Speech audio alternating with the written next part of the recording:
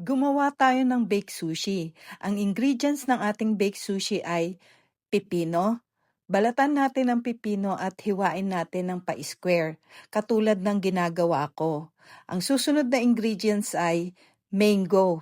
Yung mango, ganun din. Hihiwain din natin na maliliit na pa-square. Tapusin lang natin hiwain ng mga mango. Ilaga natin ang artificial crab or kani. Ang susunod nating ingredients ay Japanese mayo.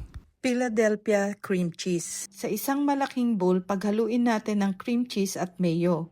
Haluin nating mabuti hanggang sa mag-combine silang dalawa. Lagyan natin ng black pepper and haluin uli natin.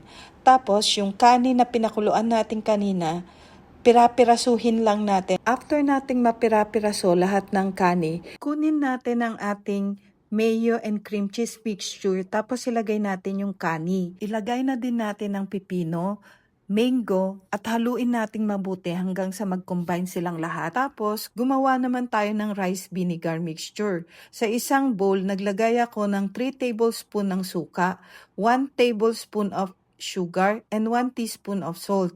Hinalo ko lang mabuti hanggang mag-combine silang lahat. Sa isang malaking bowl, lagay lang natin ang Japanese rice na sinaing natin kanina. Tapos, ilagay natin ang ating rice vinegar mixture.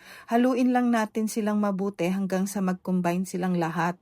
After nun, kumuha tayo ng baking pan kung saan natin ibibake ang ating baked sushi. Ilagay natin ang ating rice vinegar mixture, tapos i-flatten natin mabuti. I-top up na natin ang ating kani mixture. Ilagay na din natin ang ating kani mixture. I-distribute lang natin sa baking pan. I-flatten natin mabuti, tapos lagyan natin ng mozzarella cheese. Tumigas kasi ang aking mozzarella cheese kasi nailagay ko siya sa freezers. After nating lagyan lahat ng mozzarella cheese, maglagay naman tayo ng sriracha mayo para mas masarap. I-broil lang natin ng 3 minutes or hanggang sa mag-golden brown yung ibabaw. Ayan na, nakagawa tayo ng napakasarap na baked sushi. Tikiman time! Ayan, nagsandok na ang aking anak ng kanyang baked sushi.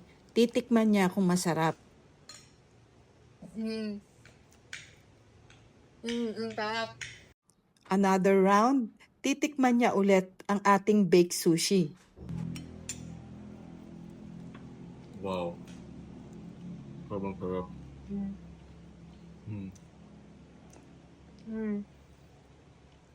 Super sarap.